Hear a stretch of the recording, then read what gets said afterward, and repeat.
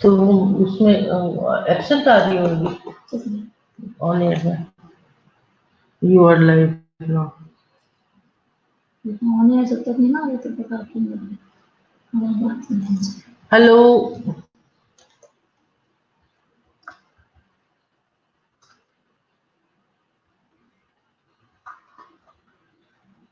Is it okay now?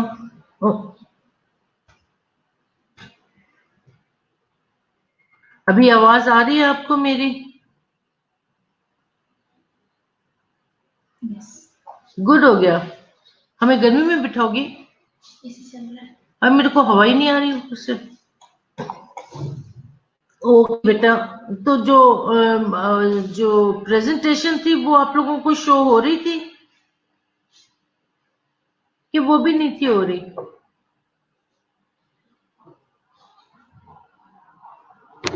Anyways, ठीक है, थोड़ी सी मैं इसको दोबारा से इसकी रिपीटिशन कर देती हूँ। नहीं आ रही थी, कुछ भी नहीं था आ रहा। ओहो, थोड़ा सा मैं रिवाइज करती हूँ फिर। जो मैं पढ़ाती रही अभी, जो हमने देखा था कि हम मॉनिटरिंग में जो स्ट्रेटजीज जो हम देख रहे थे, उसके अंदर हम देखते हैं। ओके फाइन बीबा, अभी अगर आपको शो हो रहा है तो गुड इनफ। अब मैं क्या करूं, मैं भी इतनी ही नाड़ी हूँ जितनी सब है। एनीवे, ठीक है जी। हमने स्ट्रेटजीज में देखा, जब हम पेशेंट को वेंट पे डालते हैं तो उसकी स्ट्रेटजी में सबसे पहली चीज हम देखते हैं कि यू नीड टू वेरीफाई कि वेंटिलेटर की जो सेटिंग है, ठीक है, वो डॉक्टर के ऑर्डर्स के मुताबिक होनी चाहिए। ठीक हो गया, जिसमें आपका मोड है, FIO है, टाइडल वॉल्यूम है, आपका रेट है, वेंटिलेटरी एडजस्ट, और आपका ये क्या कहते हैं अलार्म वगैरह, ये सब कुछ डॉक्टर सेट करता है। और फिर आपने उस पर स्टिक हो जाते हैं। You are the one who need to go for it, यानी कि अगर उसका आपका पल्स रेट, हार्ट रेट, आपकी O2 सेचुरेशन वगैरह वगैरह, ये जितना भी है अपने नॉर्मल वैल्यू से जो सेट वॉल्यूम है, उनसे जब वो ऊपर नीचे होना शुरू हो जाए तो वो अलार्म देगा। क्यों हो गया? ओके, वेरीफाई आप करते हैं, फिर आप मॉनिटर करते हैं O2 saturation with pulse oximeter के साथ। और अगर ये वो अपना जो O2 सेचुरेशन है 95 और 100 से वो क्या कहते हैं कम या ज्यादा हो रहा हो, तो फिर क्या होता है, 95 से कम हो रहा हो या 100 से ज्यादा, तो इट विल स्टार्ट अलार्मिंग। ठीक है, वो अलार्म देना शुरू कर देगा कि भी यहाँ पर गड़बड़ है, इसको ठीक करो। ठीक है, या अगर ये सेंसर अटैच कर रहे हो, उसके नाक पे कर रहे हो, उसके लोग कर रहे हो, उंगली पे कर रहे हो, जहाँ कहीं भी कर रहे हो, कंटिन्यूस हार्ट रेट वगैरह, ये सारा आपने उसको मॉनिटर करना है। तीसरी बात उसने कहा है सक्शन के लिए।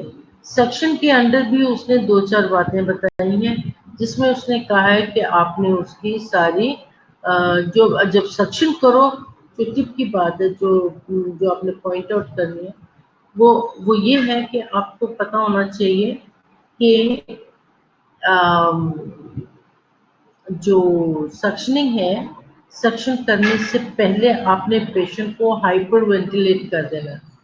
ठीक है, हाइपर वेंटिलेट इसलिए कर देना है क्योंकि जब आप सक्शन करोगे तो पेशेंट डेफिनेटली अपना सांस भी रोकेगा।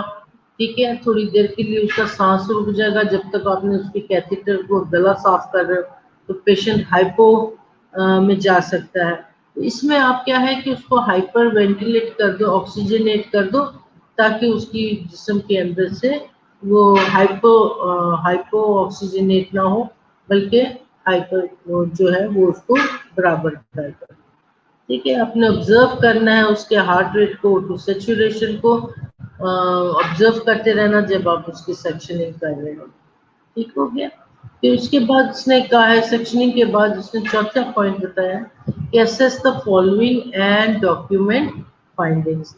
अब आपने जो चीजें असेस करनी है और डॉक्यूमेंट करनी है वो क्या है, वो आपने उसकी ECG को, उसके रिदम को देखना है, वाइटल साइंस को देखना है, मेंटल स्टेटस को देखना है। मेंटल स्टेटस के लिए मैंने आपको पहले भी बताया था कि मेंटल स्टेटस को हम जो आईसीयू साइकोसिस है उसका एक टॉपिक बिल्कुल अलग है, हम उसको क्या कहते हैं अलग से पढ़ेंगे। उसका टॉपिक बड़ा इंटरेस्टिंग है, हम उसको डिटेल में पढ़ेंगे।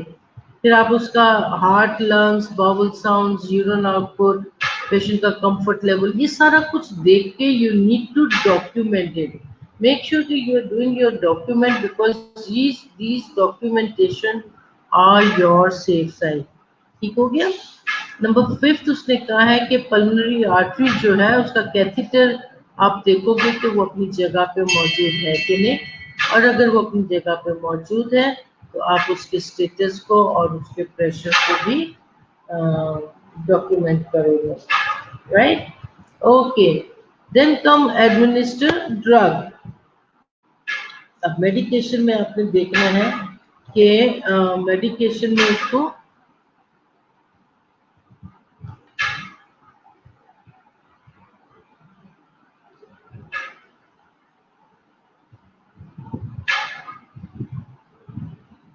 अब ये कौन बता रहा है? Okay, administer drug therapy as prescribe, bronchodilators आप दोगे, न्यूरोमस्कुलर ब्लॉकिंग एजेंट दोगे, डायरेटिक्स देते हो, एंटीबायोटिक्स देते हो, एनाल्जेसिक देते हो। These are the drug therapy. और फार्माकोलॉजी की आपकी अलग क्लास होती है जिसमें आपको सारी मेडिसिन के बारे में बता दिया जाता है। सो ये हम लोगों ने स्ट्रेटजीज में ड्रग एडमिनिस्टर में आपको पता होना चाहिए कि दीज आर द मेडिकेशन जो कि दी जा रही है। ठीक हो गया। As prescribed administer sedative to the patients who are receiving neuromuscular blocking agent to decrease anxiety. Decrease करने के लिए उनको सेडेटिव्स दे दिया जाता है ताकि about being paralysed and unable to move. ठीक है, उसमें एंजाइटी क्योंकि वो पैरालाइज्ड हो गए हैं या वो मूव नहीं कर सकते हैं इसलिए वो बेड पर है, तो वो बेड पर जाने पर भी वो एंजाइटी में होंगे, तो उसको थोड़ी सी सेडेशन दे दी जाती है ताकि पेशेंट रिलैक्स हो। नेजोगैस्ट्रिक ट्यूब हम उसको डालते हैं ताकि relieve gastric distension and prevent aspiration. अब क्या है कि बाज़ औक़ात पेशेंट इनमें वॉमिट कर दे, वॉमिट करके इनहेल कर ले, इनहेल करके एक और मुश्किल पैदा कर दे। तो उससे पहले कि ये सब कुछ हो, आप पहले से क्या करते हो, नेज़ोगैस्ट्रिक ट्यूब डाल के उसके पेट का जितना भी डिस्टेंशन है उसको दूर कर देते हो। बाज़ औक़ात जब हम वो कर रहे होते हैं, सक्शनिंग कर रहे होते हैं और कुछ देर के लिए छोड़ दें, तो क्या होता है कि और जो उसका जो टिप है वो आप उसके पानी में डालें तो आप देखोगे कि पानी में अगर बबल्स आ रहे हैं तो इसका मतलब है कि अंदर से कितना बहुत सारा रिलीव हो रहा है उसको क्या कहते हैं, गैस। ठीक हो गया। तो डिस्टेंशन भी कम हो सकती है। अगर कोई सिक्रीशन है तो वो भी निकल रही है, इसका मतलब है उसके अंदर से गैस्ट्रिक जितनी एस्पिरेशन है वो भी हो जाएगी, जिसके अब क्या है कि वो वॉमिट के चांसेस कम हो जाते हैं। फिर हम देखते हैं administer enteral nutrition. Enteral nutrition हम जब न्यूट्रिशन पढ़ेंगे, पेरेंटल एंट्रल हम ये सारा पढ़ेंगे अच्छे तरीके से। उसके अंदर के हम पेशेंट को किस तरीके से देते हैं और किन किन बातों का ख्याल रखते हैं, दैट्स द कंप्लीट आपके पास and it's an important topic nutrition जो है। ठीक हो गया। तो न्यूट्रिशन का मैंने सिर्फ एक वो रखी हुई है क्लास प्रेजेंटेशन। उसी प्रेजेंटेशन के अंदर आपका तकरीबन जितना भी पॉइंट्स आ रहे हैं आपके करिकुलम में वो उस प्रेजेंटेशन के अंदर कवर हो जाते हैं। ठीक है। सो हम उसका एंट्रल न्यूट्रिशन में by central Venus and peripheral line में से हम जो दिया जाता है। ठीक है, अगर GIT tract is not functioning well तो हम उसको पेरेंटल कैसे देंगे, पेरिफेरल लाइन ओपन करके हम कैसे उसको देते हैं वो हम उसके न्यूट्रिशन में अच्छे तरीके से पढ़ेंगे। हो गया। Now next point is to determine the adequacy of ventilation monitor ABG level. ABG की लेवल को आपने अच्छे तरीके से देखना है, जिसमें इंडिकेट करेगा for hypoxia and acid base imbalance. ठीक है, एसिड बेस बैलेंस इम्बैलेंस जो भी है, उसमें हम सारा कुछ जो है ये एबीजी में हम सारा कवर करेंगे। Place the patient in low followers or semi-followers position to improve comfort and facilitate respiration. अब आप उस पेशेंट को क्या है कि सेमी फॉलोअर्स पोजीशन में आप उसको लेटाओगे। एक होता है फॉलोअर्स, जैसे ये है अपराइट पोजीशन, ठीक है, थोड़ा सा आप उसको इतना करोगे कि ये 45 का एंगल है, ये 45 का एंगल जो है ये ऑलमोस्ट आपका सेमी फॉलोअर्स पोजीशन आ जाती है, जो 45 के एंगल है। उसके बाद आपके पास 30 का एंगल है, थोड़ा सा और आप नीचे कर लो। अगर पेशेंट ब्रीदिंग उसकी ठीक है तो आप उसे 30 के एंगल पे भी ले जाओ, लेकिन जब उसकी ब्रीदिंग अच्छी नहीं है, कीप द पेशेंट इन 45 के एंगल पे रखो, ताकि वो अपना ठीक से ब्रीथ मशीन वेंट के जरिए वो ठीक से कर सके। Troubleshoot high pressure ventilator alarm, ये आपने जरूर देखना है इसका। और इसको आपने क्या कर देना है, आपने इसको हाईलाइट कर दो, स्टार बना दो, जो कुछ भी है ये आपने इसका करना है, ताकि आपको ये अक्सर जो एग्जाम में क्वेश्चन आ जाते हैं, राइट द ये trouble shoot high pressure ventilate alarms, तो वो कौन कौन से हैं, ठीक है, तो ये आपको उस वक्त ये बहुत काम आएंगे। विच में इंडिकेट द फॉलोइंग, अब ये ट्रबल शूट जो हाई प्रेशर वेंटिलेटर अलार्म है वो किन चीजों को इंडिकेट करता है, ठीक हो गया। अब ये इंडिकेट करता है पेशेंट रिक्वायर्स सक्शनिंग, बलगम ने उसकी सारी एयरवे ब्लॉक कर दिया, सो पेशेंट नीड सक्शनिंग, यहाँ पे ट्रबल शूट है। ट्यूबिंग इज किंग, ठीक है, हो सकता है कोई ट्यूब जो है वो उसकी बल खा गई और वहां पर रुकावट हो गई, सक्शन ठीक से नहीं हो पा रहा, ट्रबल शूट, पता लगाओ क्या हो गया, ठीक हो गया। अलार्म बजता जा रहा, कोई तो वजह है कि अलार्म बज रहा है, सब कुछ नॉर्मल होने के बावजूद भी कैसे हो सकता है, ठीक है। तो आप क्या करते हो उसमें, you need to find out water और सिक्रीशंस आर इन ट्यूबिंग, ठीक है। अब जिस ट्यूब के साथ आप सक्शन कर रहे हो वो सक्शन जो है वो कहीं जाके ब्लॉक हुई पड़ी है, उसके अंदर पानी है, सिक्रीशन है, आपने उसको ठीक से क्लियर नहीं किया तो अलार्म बजेगा। पेशेंट इज बाइटिंग इटी ट्यूब, ठीक है, एंडोट्रेकियल ट्यूब जो आपने पेशेंट को डाला है, पेशेंट अब थोड़ा सा कॉन्शियस हो गया, कॉन्शियस होकर अब वो बाइट कर रहा है, किसको, इसी ट्यूब को बाइट कर रहा है। तो वो बाइट करने से क्या हो रहा है, अलार्म बजना शुरू हो गया कि यहाँ पे कुछ गड़बड़ हो रही है। ओके, उसके बाद वो कहता है कि पेशेंट ब्रोंकोस्पैज्म में है, या पेशेंट, अब उसको तो एंडोट्रेकियल ट्यूब डला हुआ है और पेशेंट खांसी करता चला जा रहा है। अब जो वो खांसी कर रहा है तो प्रेशर के ऑपोजिट डायरेक्शन में उसका, तो क्या होगा कि वो पेशेंट का अलार्म बजना शुरू हो जाएगा, मशीन ने बोलना शुरू कर दिया कि समथिंग इज गोइंग रॉन्ग, जाके देखा तो पता लगा पेशेंट खांसी कर रहा है, ठीक है, उसको कफ हो रही है, ब्रोंकोस्पैज्म हो रहा है, तो need to have some suctioning या उसको कुछ देने की जरूरत है। Patient has decreased lung compliances requiring high inspiratory pressure. अब क्या है कि पेशेंट को जो उसके जो लंग्स हैं वो उसके अंदर थोड़ा सा जो लंग कंप्लायंसेस है वो कम है, उसको हायर इंस्पिरेटरी प्रेशर चाहिए, उसको सांस चाहिए अंदर लंग्स में, थोड़ा सा और ऑक्सीजन चाहिए, तो वो क्या करेगा, अलार्म करेगा कि ये कुछ ट्रबल शूट हो रहा है, विच में indicate the following trouble shoot low pressure. एक तो हमने पीछे हाई प्रेशर में देखा, ठीक है, ये था हमारा high pressure ventilator arm.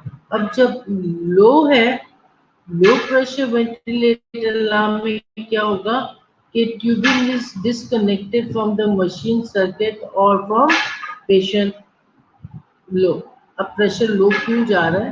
Pressure low इसलिए जा रहा है कि पीछे से तो वो जैसे मेरी इसकी बैटरी कम हो गई थी, ठीक हो गया, तो इसने शोर करना शुरू कर दिया कि आपके पास बैटरी कम है।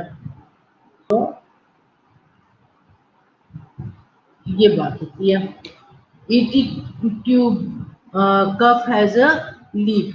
अब ईटी ट्यूब में या उसके कफ में क्या है? लीकेज है, ठीक है, हवा उसमें से लीक कर रही है उसके ट्यूबिंग में से, जो वो सांस ले रहा जा रहा आ रहा जा रहा है, ठीक है, जो आर्टिफिशियली जो मशीन उसके लिए काम कर रही है, उसके लंग्स बनी हुई है, तो वो अगर लीकेज है तो वो खुश कर जाएगी जल्दी से, ठीक है। तो इसका मतलब है कि प्रेशर ठीक तरीके से नहीं जा रहा है, तो that is low pressure alarm. Number 14 point है be aware what when a ventilator alarm sounds and ventilator terminates delivery of a prescribed volume of gases. Okay, if the alarm sounds frequently, the patient may not be receiving the prescribed tidal volume minute ventilator. अब उसने बताया कि अब अगर कभी ऐसा होता है कि वेंटिलेटर्स के अलार्म साउंड्स जो हैं वो थोड़ा सा फर्क हो जाते हैं, और अब उसके अंदर क्या होता है कि जैसे अगर वेंटिलेटर में से आपकी जो वॉल्यूम गैस है वो टर्मिनेट हो रही है, तो वो उसका साउंड फर्क होगा। If the alarm sounds frequently, बार बार अगर उसका अलार्म बज रहा है, तो इसका मतलब है पेशेंट को पूरा टाइडल वॉल्यूम नहीं मिल रहा, ठीक हो गया। तो उसके लिए आपको जाके उसको देखना जरूरी है। If necessary, apply soft restraint to protect the patient from self-intubation, follow institutional policy। अब क्या है कि बाद हॉस्पिटल जो है उनकी पॉलिसी है कि अपने पेशेंट को रिस्ट्रेन नहीं करना, बांधना नहीं है, ठीक है। तो उसमें क्या है, पेशेंट अगर नहीं बांधा है तो वो हिलजुल कर रहा है, इधर उधर से ट्यूबिंग निकालता फिर रहा है, ठीक है, और मुंह से ट्यूबिंग खींचता फिर रहा है, तो फिर अब उसको कौन पकड़ के बैठा रहा है? उसको रिस्ट्रेन करना पड़ रहा है। लेकिन एक तो आपको फॉलो करना है इंस्टीट्यूशनल पॉलिसी को देखते हुए कि आपको उसको किस तरीके से मैनेज करना है। Offer the intubated patient frequent mouth care and comfort motion। अब पेशेंट के मुंह के अंदर आप देख रहे हो कि एंडोट्रेकियल ट्यूब डला हुआ है और इसका कंटिन्यू मुंह खुला भी हुआ है, तो उसके लिए हम क्या करते होते हैं कि हम जो गॉज है उसको गीला करके, नॉर्मल सेलाइन उसमें थोड़ा सा गीला करके मुंह पे रखते हैं, ताकि मुंह जो है अंदर से बहुत ज़्यादा ड्राई ना हो जाए, ठीक हो गया। तो अगर ऐसा है तो हम क्या करते हैं कि एक तो माउथ वॉश करने के बाद उसके मुंह के आगे गीला कपड़ा रख देते हैं, एक तो बाहर की डस्ट वगैरह जाने से बची रहती है, कोई मक्खी शक्की भी नहीं जाएगी अंदर, ठीक हो गया। या फिर क्या हम देखते हैं कि पेशेंट के माउथ को अंदर से आपने अच्छे तरीके से माउथ केयर करनी है, ग्लिसरीन लगा के उसको मॉइस्ट रखना है, ये ना हो कि उसके होंठ पे अंदर जुबान पे क्रैक्स आ रहे हों और वो फट रहे हों और फट के अंदर और अल्सर कर रहे हो। तो you need to give a frequent mouth care comfort measures के साथ, ठीक है। Be gentle with the patient, बहुत ज़्यादा आपको पेशेंट के साथ रफ नहीं होना है। Communicate using simple yes or no question, gestures and word or letter below. Now, if the patient he is on vent and he is conscious, he can see you, he can hear you, ठीक है। So आप उसके साथ communicate करें using simple yes और no question के साथ। Yes तो अगर वो सर नोट करता है तो इसका मतलब ठीक कह रहे हो। नो, आप उसका आपका क्वेश्चन ही यस और नो में होना चाहिए कि वो यस और नो में जवाब दे। ठीक है, like for example you say you feeling good, are you feeling okay, तो पेशेंट आपको नोट करेगा yes या फिर no. Don't make him talk say yes और नो में। फिर गेस्चर्स में आपका पास पेशेंट जो है उसको चूंकि एंडोट्रेकियल ट्यूब डली हुई है, बात वो नहीं कर सकता, तो गेस्चर्स में आप उसको बोलो कि you can blink your eyes, you can if it is yes you can blink your eyes, if it is no you can just leave it। है ना? इस तरीके से भी आप जवाब दे सकते हो। वर्ड और लेटर बोर्ड आपके पास होना चाहिए। आपके पास एक लेटर बोर्ड है, ठीक है, you can always point out कि ये मैं पूछ रही हूँ कि इज इट ओके, वो यस और नो में जवाब दे सकते हैं। ठीक हो गया। Assist readiness to wean. अब आप कैसे वीन कर रहे हो? वीन का मतलब है कि आप उसका जो सारा वीन ऑफ कर रहे हो, पेशेंट को मशीन से हटा रहे हो ताकि वो खुद से सांस ले सके। अगर NIF जो है it is greater than 20 you need to wean off, आप कर सकते हो। टाइडल वॉल्यूम अगर 15 ml के पर kg, अगर it's greater than 15 you can wean off. FiO2 is less than 40% you wean off. ABG levels में आपके पास ये ABG की जितने भी वैल्यूज हैं, ठीक है, ये अगर आपके पास नॉर्मल रेंज में आ रहे हैं, you patient is ready to wean. Emotional support देने की बहुत सख्त ज़रूरत है to decrease the patient fear and anxiety. उसको फेयर एंड एंजाइटी क्यों हो रहा है? क्योंकि फेयर एंड एंजाइटी में वो होगा कि पत्नी में ठीक से सांस पूरे तरीके से ले पा रहा हूँ कि नहीं ले पा रहा हूँ। ठीक है, सो इन चीज़ों को आपने देखना ज़रूरी है। Provide patient teaching.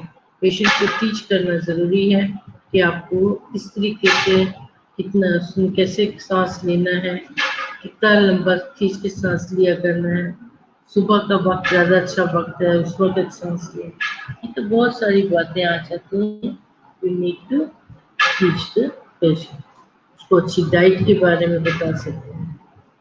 सो ये था हमारे पास मैकेनिकल वेंटिलेशन। और अगर आप करिकुलम खोले तो आप देखेंगे कि इस करिकुलम के अंदर ये जो अभी प्रेजेंटेशन दी है इसके अंदर भी है almost covered the all major points जो कि हमारे करिकुलम के बुक के अंदर वेंटिलेशन के लिए मौजूद है। ठीक है, सो the important things which you need to remember is that the mechanical ventilation takes over the physical work of a breathing।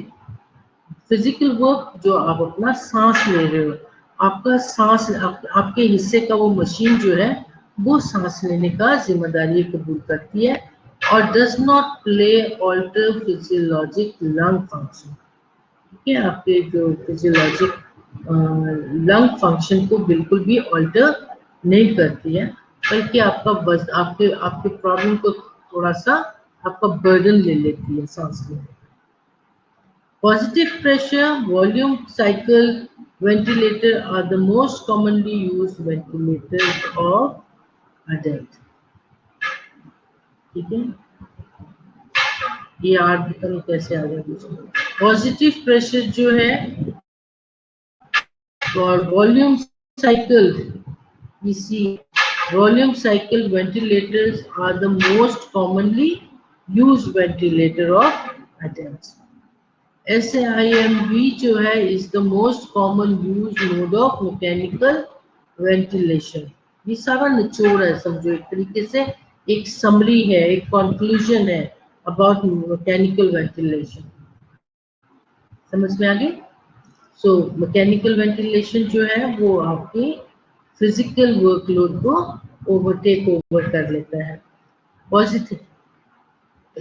Positive pressure volume cycle जो है वो सबसे कॉमनली यूज्ड वेंटिलेटर्स है अडल्ट्स के लिए। SIMB जो है that's the most commonly used mode for mechanical ventilation. Pneumothorax is the common complication of mechanical ventilation. Pneumothorax, ठीक हो गया? जो कॉम्प्लिकेशंस हमने देखी थी उसमें वो एक तो बोरो ट्रॉमा था, एक न्यूमोथोरिक्स है। सो जो न्यूमोथोरिक्स है that's the most common complication. Then hyper oxygenation and hyper ventilation before suctioning, ताकि सक्शन करते वक्त पेशेंट हाइपोक्सिया में ना चला जाए। ठीक हो गया? सो ये था आज आपका मैकेनिकल वेंटिलेशन। ठीक है, thank you very much for your attention. Now let me see कि आप लोगों के इसमें कमेंट्स क्या है। अभिबा, आपको पता लग गया हम कौन सा टॉपिक पढ़ रहे थे? Which topic ma'am? अरुजा, हमें कुछ समझ में कुछ भी शो नहीं हो रहा, तो हमने आहिस्ता आहिस्ता देख के आपको क्लास को हमने थोड़ा सा ये कंप्यूटर को ठीक किया। इसको कुछ करने के बाद आपको शो होना शुरू हो गया था, ठीक हो गया। और आपको अभी सब शो होने के बाद भी आपने अभी शो हुआ है सब कुछ। Yes ma'am, got it ma'am भी, और सब कुछ। अब आपको ऐसे जो इसकी प्रेजेंटेशन है जो आज हो गई है, ये हम आपको सेंड कर देंगे ताकि आपके हाथ में ये आप अपना, पता नहीं आपके पास ये है कि नहीं है। एनीवेज मैं आप लोगों को सेंड कर दूंगी ताकि आप इसमें से अपनी स्टडी कर सको। अदरवाइज आपके पास ये ऑलरेडी सारा मौजूद है इन फॉर्म ऑफ बुक। वो बुक आ रही थी, और अगर दूसरी बुक है आपके पास क्रिटिकल के, उसके अंदर भी मैकेनिकल वेंटिलेशन होगा। रीड इट थारली, स्टडी करो उसको, ट्रबल शूट को अच्छे तरीके से देखो, और होपफुली हम जो क्लास देखेंगे उसके अंदर हम एक मिनट में जरा आपको देख के बताती हूँ कि नेक्स्ट हम इसके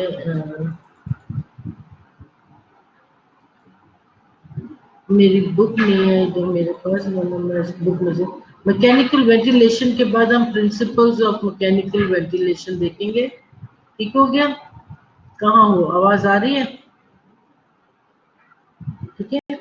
सो हम नेक्स्ट हम इसके मेरे पास अगर प्रिंसिपल्स हैं, will go on to the principles of mechanical ventilation.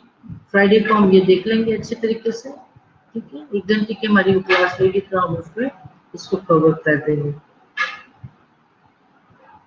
Okay जी, मामा जी आ रहे हैं। कौन मामा जी? जी आ रहे हैं, किसको बोल रहे हो? जी आ रहे हैं, जी जा रहे हैं, कौन है जी? ओ जी, ए जी,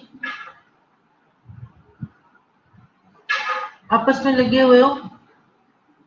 बहरहाल, सो ये थी हमारे पास आज की क्लास। और अगर कुछ पूछना है बेटा, तभी मैं लाइव हूँ, और पूछो मुझसे ताकि मैं आप लोगों को जवाब दे सकूं।